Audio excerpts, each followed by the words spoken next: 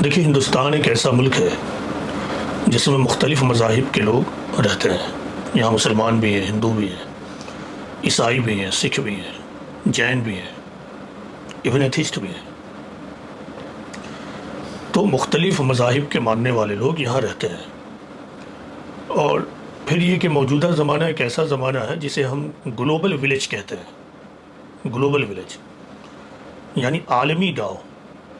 مطلب یہ ہے کہ اب دنیا کا ایک حصہ اور دوسرا حصہ ایک دوسرے سے کٹا ہوا نہیں ہے، بلکہ تمام لوگ ایک دوسرے سے کنیکٹڈ ہیں، جڑے ہوئے ہیں۔ موجودہ کمیونیکیشن اور بالخصوص موجودہ modern communication and fastest communication کے دور میں اب سارے لوگ ایک دوسرے سے ویل کنیکٹڈ ہیں۔ اسی بنا پر اب دنیا کو گلوبل ولیج کہا جاتا ہے۔ ایک جگہ سے دوسری جگہ جانا اب نہ صرف یہ کہ ناممکن نہیں رہا، بلکہ یہ انتہائی آسان ہو چکا ہے۔ تو ایک ایسا ملک جہاں مسلمانوں کے علاوہ دوسرے لوگ بھی رہتے ہوں، ایک ایسی جگہ جہاں دوسرے مذہب کے ماننے والے لوگ بھی رہتے ہیں، تو اسلام اپنے ماننے والوں کو کیا تعلیم دیتا ہے؟ یہ بہت ہی اہم سوال ہے۔ کیا اسلام اپنے ماننے والوں کو یہ تعلیم دیتا ہے کہ تم جو چاہو وہ کرو، تم اپنے عقیدے کو فالو کرتے ہوئے دوسروں کے عقیدے کا کوئی خیال نہ کرو، تمہیں اپنے جذبات کا احساس تو ہو لیکن دوسروں کے جذبات اور ایموشنز کا کوئی احساس نہ ہو؟ تو یہ بات درست نہیں ہے۔ اسلام میں دیکھیے، رواداری اور ٹالرنس کی بہت زیادہ اہمیت ہے۔ رواداری اور ٹالرنس کی بہت زیادہ اہمیت ہے۔ یعنی رواداری اور ٹالرنس کا مطلب کیا؟ سادہ مطلب کہ آپ اپنے علاوہ دوسروں کو بھی جانیں۔ آپ اپنے علاوہ دوسروں کو بھی جانیں۔ آپ یہ جانیں کہ یہاں صرف آپ ہی نہیں رہتے ہیں، بلکہ دوسرے لوگ بھی رہتے ہیں۔ یہاں صرف آپ ہی عقیدے اور مذہب کو فالو کرنے والے لوگ نہیں ہیں، بلکہ دوسرے لوگ بھی ہیں اور وہ بھی اپنے عقیدے اور مذہب کو فالو کرتے ہیں۔ اس سلسلے میں آپ کو 2-3 مثالیں دیتا ہوں کہ پیغمبر اسلام نے دینی کام کرتے وقت اور اپنے ماننے والوں کو کن چیزوں کی تعلیم دی ہے۔ ایک اسلامی تاریخ کا ایک واقعہ وہ ہے جسے صلح حدیبیہ کہتے ہیں۔ تو جس وقت ٹریٹی حدیبیہ ہو رہی تھی، تو ٹریٹی لکھاتے وقت حضرت علی رضی اللہ عنہ نے ڈاکومنٹ میں لکھا، پیغمبر اسلام نے لکھوایا کہ ھذا ما قاضی علیہ محمد رسول اللہ، کہ یہ جو ٹریٹی ہے، یہ جو معاہدہ ہے، محمد اللہ کے رسول کی طرف سے ہے۔ اب جو فریق ثانی تھے، دوسرے لوگ، انہوں نے فوراً آبجیکشن کیا اور کہا کہ ہم یہی تو نہیں مانتے ہیں، ہم یہی تو نہیں مانتے ہیں محمد کہ تم اللہ کے رسول ہو۔ اگر ہم اس بات کو مانتے ہیں تو پھر تو مسئلہ ہی نہیں تھا۔ تو اب دیکھیے، یہاں پہ 2 میں سے ایک راستہ تھا کہ آپ اپنے سفر کو آگے بڑھانے کے لیے اور اپنے دینی مشن کو جاری رکھنے کے لیے، یا تو آپ آئیڈیالزم پر جمے رہیں۔ مثلا اللہ کے رسول کے لیے یہ بات تھی کہ اب ہم اللہ کے رسول ہیں تو مانو یا نہ مانو، اس سے کیا فرق پڑتا ہے؟ میں اللہ کے رسول ہوں تو ہوں، اور میں جس حیثیت میں ہوں اپنی اسی حیثیت کو لکھواؤں گا۔ آپ کے ساتھ لوگ تھے اس وقت موجود جو آپ کے ایک اشارے پر اپنی جان دینے کے لیے تیار تھے۔ آپ تنہا بھی نہیں تھے، آپ کے ساتھ 1400 جانثار صحابہ موجود تھے۔ لیکن اللہ کے رسول کی حکمت اور دانشمندی دیکھیے، دانائی دیکھیے کہ آپ نے فوراً حضرت علی رضی اللہ عنہ سے کہا کہ اس کو مٹا دو۔ حضرت علی نے جذبات میں آ کر مٹانے سے انکار کیا تو رسول اللہ صلی اللہ علیہ وسلم نے سمجھ لیا کہ ابھی یہ جذباتی ہو رہے ہیں۔ آپ نے پوچھا، اچھا بتاؤ کہ کہاں پہ ہے؟ پھر حضرت علی نے بتایا تو آپ نے خود سے اس کو مٹایا اور پھر یہ لکھوایا ھذا ما قاضی علیہ محمد بن عبداللہ۔ اب لوگوں نے کہا ٹھیک ہے۔ تو اس سے یعنی یہ جو ٹریٹی ہے، یہ ٹریٹی محمد بن عبداللہ کی طرف سے ہے۔ یہ ٹریٹی محمد بن عبداللہ کی طرف سے ہے۔ تو اس سے کیا سبق ملا کہ اپنی ذات کے اعتبار سے آپ آئیڈیل رہیں، جو حق ہے اسی کو فالو کریں، آپ باطل کے لیے ہرگز نہ جھکیں۔ دوسروں کی وجہ سے آپ اپنی ذات کی سطح پر غیر دیندار مت بن جائیں، لیکن جب معاملہ دوسروں کے ساتھ ہو، دوسروں کے درمیان ہو، تو وہاں آپ کو پریکٹیکل وژڈم اپنانا ہوگا، پریکٹیکل اپروچ اپنانا ہوگا۔ ایک بات۔ دوسری بات یہ ہے کہ اللہ تعالیٰ نے ایک ایسے ماحول میں جہاں ایک تعداد وہ بھی ہو جو آپ کے دین کو مانتی ہی نہیں ہے، تو ایسی صورت میں اللہ تعالیٰ نے یہ حکم دیا ہے کہ لکم دینکم ولی دین، کہ تم اس طرح زندگی گزارو کہ دوسرے اپنے مذہب پر عمل کرنے کے لیے آزادی محسوس کریں اور تم اپنے مذہب اور اپنے عقیدے پر آزادی کے ساتھ عمل کرو۔ اس سے جو فارمولہ نکلتا ہے وہ یہ ہے کہ تم ایک کو مانو، دوسروں کا احترام کرو، تم جس کو حق سمجھتے ہو اس کو مانو اور دوسروں کا احترام کرو۔ تو اہل اسلام کے لیے سبق اس میں کیا ہے کہ آپ اللہ اور اس کے رسول کی تعلیم کے مطابق عمل کریں اور دوسروں کے عقیدے اور فیت کا احترام کریں۔ آپ جس چیز کو سچ سمجھتے ہیں اس کو پرامن ڈھنگ سے آگے پہنچاتے رہیں۔ تیسری بات دیکھیں، قرآن میں ایک آیت ہے، یہ آیت بہت زیادہ اہم ہے، بہت زیادہ۔ یہ آیت تو بالکل صاف آپ کو یہ کہہ رہی ہے کہ آپ کو دوسرے مذاہب کے ماننے والے لوگوں کے ساتھ کس طرح کا رویہ اختیار کرنا چاہیے۔ وہ آیت اس طرح ہے کہ وَلَا تَسُبُّوا الَّذِينَ يَدْعُونَ مِن دُونِ اللَّهِ فَيَسُبُّوا اللَّهَ عَدْوًا بِغَيْرِ عِلْمٍ۔ اللہ تعالیٰ کہتے ہیں کہ جو لوگ اللہ کے سوا دوسروں کی عبادت کرتے ہیں، دوسروں کو مانتے ہیں، تو تم ان کو گالی مت دو، ورنہ وہ نادانی میں، ناسمجھی میں حد سے گزر کر اللہ کو گالی دیں گے۔ اب بتائیے اس سے زیادہ واضح بات اور کیا ہوگی؟ یہ خود اللہ تعالیٰ کی ایڈوائس ہے، اللہ تعالیٰ کی گائیڈنس ہے۔ تو اب آپ اپنے چاروں طرف دیکھیں کہ کتنے لوگ ہیں جو اللہ کو مانتے ہیں اور کتنے لوگ ہیں جو اللہ کو نہیں مانتے ہیں، یعنی ایک ایشور کو نہیں مانتے ہیں۔ تو جو لوگ نہیں مانتے ہیں آپ کو ان کے فیتھ کا احترام کرنا ہوگا۔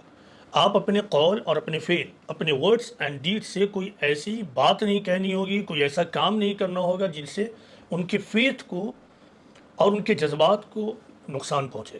اب آپ کہیں گے کہ وہ لوگ تو پہنچاتے ہیں،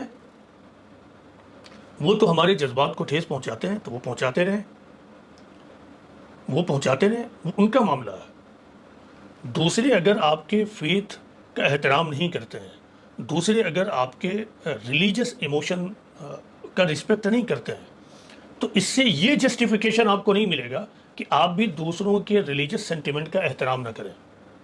چونکہ ہم اور آپ اللہ اور اس کے رسول کو ماننے والے ہیں، اسی لیے ہم تو اللہ اور اس کے رسول کی تعلیمات سے بندھے ہوئے ہیں۔ اور اگر ہم یہ کہتے ہیں کہ ہم قرآن اور حدیث کو ماننے والے ہیں، قرآن اور رسول کی تعلیمات کو ماننے والے ہیں، تو ہم تو وہیں سے بندھے ہوئے ہیں۔ اللہ نے کہا گالی مت دو، تو ہمیں نہیں دینا۔ اگر دوسرا گالی دیتا ہے، دوسرا اگر گالی دیتا ہے تو پھر ہم ایسا نہیں کریں گے، اس سے ہمیں جسٹیفیکیشن نہیں ملے گا، اس سے یہ آیت منسوخ نہیں ہو جائے گی، اللہ تعالیٰ کا حکم نہیں دب جائے گا۔ تو یہ مختصراً قرآن و حدیث میں پلورلسٹک سوسائٹی میں رہتے ہوئے زندگی گزارنے کا طریقہ مسلمانوں کو اللہ اور اس کے رسول نے بتایا ہے، اور اللہ کی یہ گارنٹی ہے کہ اگر مسلمان اس ڈھنگ سے زندگی گزارے تو پھر اللہ تعالیٰ کی نصرت ہوگی۔ قرآن میں بار بار یہ کہا گیا ہے کہ اگر تم اللہ کی تعلیم کے مطابق زندگی گزارو گے تو پھر اللہ تعالیٰ کی مدد تمہارے ساتھ ہوگی، لیکن ہم اس کی تعلیم کے خلاف کام کریں تو پھر اللہ کی مدد ہمارے ساتھ نہیں ہوگی۔ ایک بات ہمیشہ یاد رکھیے کہ جو قربانی کے ایام ہیں، یہ جو قربانی کا تہوار ہے، یہ ایک عبادت ہے۔ موجودہ زمانے کے ہم مسلمانوں نے قربانی کو ایک پکنک جیسا عمل بنا دیا ہے، ہم نے اس کو دنیاوی تہوار بنا دیا ہے۔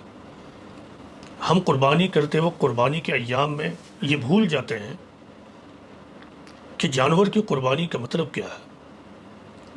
ہم اتنا زیادہ بھول جاتے ہیں کہ اگر کسی محفل میں کوئی دوسرا شخص ہمیں یاد دلاتا ہے کہ تم یہ نہ بھولو کہ یہ کون دن ہے، تو پھر ہم کہتے ہیں اچھا ابھی یہ بات ہٹاؤ۔ ہمارے ٹیم ممبر ایک واقعہ بتا رہے تھے، وہ کہہ رہے تھے کہ ہم سب اکٹھا تھے، سب کو دعوت تھی، پھر اسی درمیان ہم نے دین کی بات نکال دی۔ ان اکٹھا لوگوں میں تمام کے تمام لوگ مشن سے جڑے ہوئے، دینی مشن سے جڑے ہوئے۔ جب ایک نے بات نکالی تو وہاں پر موجود دوسری خاتون نے کہا کہ چلو ہٹاؤ ان باتوں کو، ہم یہاں کھانے پینے کے لیے بیٹھے ہیں، مطلب یہ ہے کہ ہم انٹرٹینمنٹ کے لیے بیٹھے ہیں۔ اس جواب سے یہ اندازہ ہوتا ہے کہ بولنے والا یا بولنے والی ابھی انتہائی غیر سنجیدہ ہے، انتہائی غیر سنجیدہ ہے۔ اس سے اندازہ ہوتا ہے کہ آدمی کا ایمان الگ ہے اور ڈے ٹو ڈے لائف بالکل الگ ہے۔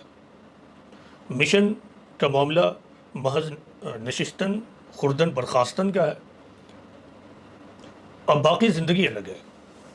اسی طرح دیکھیے قربانی کے موقع سے اس بات کو ہرگز فراموش مت کیجیے کہ یہ پکنک نہیں ہے، اس کا مقصد ہے کہ آپ کے اندر قربانی کا جذبہ پیدا ہو۔ 3 دن میں قربانی کرتے وقت اگر آپ کی نماز ہی جاتی رہے تو آپ نے کیا قربانی کیا؟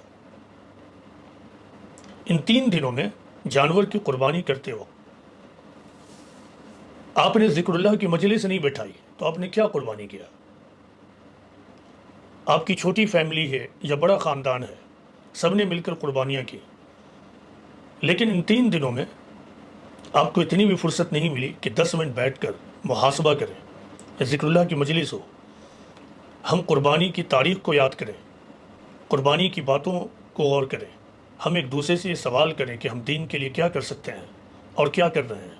تو اگر ایسا نہیں کیا تو ہم نے کیا قربانی کی؟ ہمیں محاسبہ کرنا ہے اور اپنے عمل کا جائزہ لینا ہے، اور اللہ تعالیٰ سے دعا کرنی ہے کہ اللہ تعالیٰ ہم سب کو عمل کی توفیق دے۔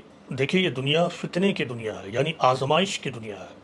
یہ دنیا اسی طرح چلے گی، ہمارے چاروں طرف انٹرٹیننگ لوگ رہیں گے، ہمارے چاروں طرف دنیا دار لوگ رہیں گے، ہمارے چاروں طرف دینداری کے بھیس میں دنیا دار لوگ موجود ہوں گے۔ الحمدللہ اور ماشاء اللہ کے الفاظ بولنے والے کے دل میں دراصل دنیا داری چھپی ہوگی۔ ایسے ہی لوگوں کے درمیان رہنا ہے، اور ایسے ہی لوگوں کے درمیان رہتے ہوئے اپنے ایمان کو محفوظ رکھنا ہے، اور ایمان کے مطابق اپنے آپ کو عمل کے لیے آمادہ کرنا ہے۔ یہی امتحان ہے۔ یہ دنیا کبھی ایسی دنیا نہیں ہوگی جہاں تمام کے تمام لوگ دیندار ہو جائیں، جہاں تمام کے تمام لوگ پیغمبرانہ مشن کے لیے اپنے آپ کو جھونک دیں، جہاں تمام کے تمام لوگ یہ عہد کر لیں کہ ہم اپنے وقت اور اپنی دولت کو پیغمبرانہ مشن کو آگے بڑھانے میں لگائیں گے، ہم اپنے آپ کو پیغام محمدی کے لیے جھونک دیں گے، ہم اپنے آپ کو ابراہیمی مشن کو آگے بڑھانے میں لگائیں گے اور اپنا سب کچھ نچھاور کر دیں گے۔ ایسا کبھی نہیں ہوگا۔ ہمیشہ چند ہی لوگ ہوں گے جو اپنے آپ کو بچائیں گے، محفوظ رکھیں گے اس بھیڑ کے درمیان، اور اللہ اور اس کے رسول کی تعلیمات کے مطابق اپنی زندگی گزاریں گے۔ یہی وہ لوگ ہیں جن کے لیے قرآن و حدیث میں خوشخبریاں ہیں، یہی وہ لوگ ہیں جن کے ساتھ اللہ کی نصرت ہوگی، یہی وہ لوگ ہیں جو اس دنیا میں بھی اللہ کے سائے میں ہوں گے اور آخرت میں بھی فرشتوں کے سائے کے ساتھ اٹھائے جائیں گے۔ اللہ تعالیٰ سے یہ دعا ہے کہ اللہ تعالیٰ ہم سب کو عمل کی توفیق دے، اللہ تعالیٰ ہم سب کو صحیح معنوں میں مشنری بنائے، یعنی پیغام محمدی صلی اللہ علیہ وسلم کو، خدا کے آخری پیغام کو، خدا کی آخری کتاب کو تمام انسانیت تک پہنچانے والا بنائے۔ اللہ تعالیٰ ہماری دعاؤں کو قبول فرمائے۔ ربنا وتقبل دعائی وما علینا الا البلاغ المبین۔